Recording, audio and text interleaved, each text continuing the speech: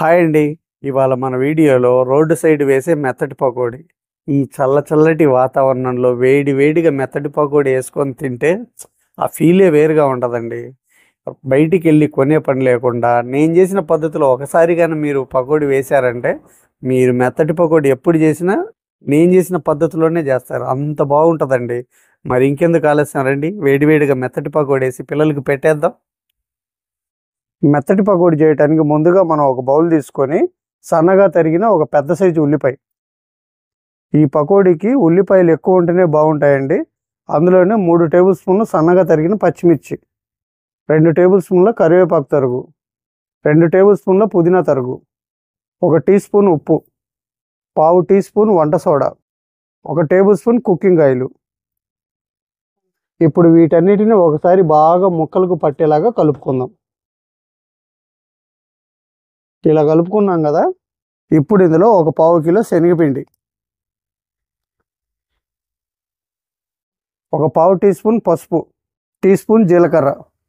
ఇప్పుడు కొద్దిగా నీళ్లు పోసుకుంటూ మనకు కావాల్సిన కన్సిస్టెన్సీ వచ్చేంత వరకు కలుపుకుందాం.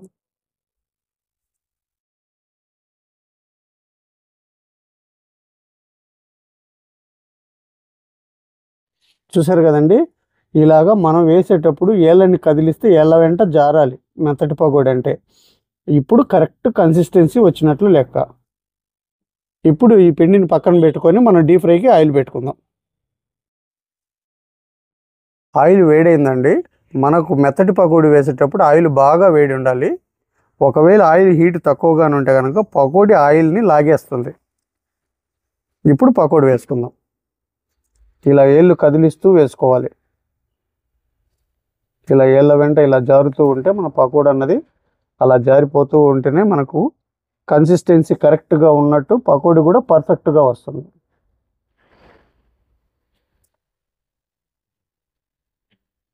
ఇలా వేసుకున్నాం కదా, 1 నిమిషం పాటు అలాగే వదిలేద్దాం.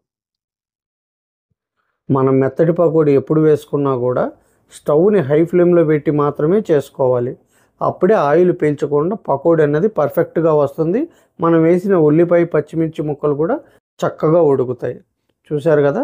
ఇప్పుడు ఇలా కలుపుకుంటూ మంచి బంగారు వర్ణం వచ్చేంత వరకు ఫ్రై చేసుకుందాం. పకోడీ అయితే రెడీ అయిపోయిందండి. చూశారు కదా. ఇప్పుడు ప్లేట్లోకి తీసుకుందాం.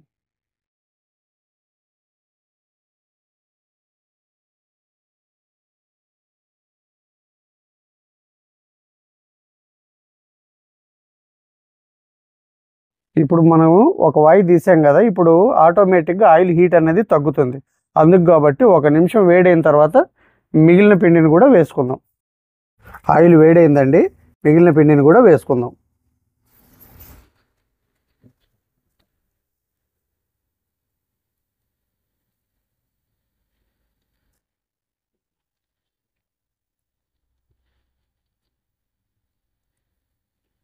పకోడీ రెడీ అయిపోయిందండి. ఇప్పుడు ప్లేట్లోకి తీసుకుందాం.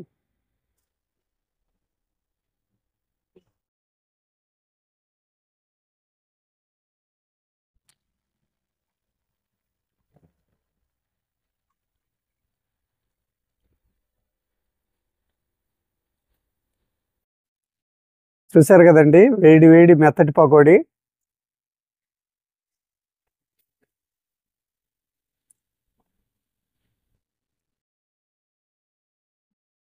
టేస్ట్ అయితే అదిరిపోయిందండి.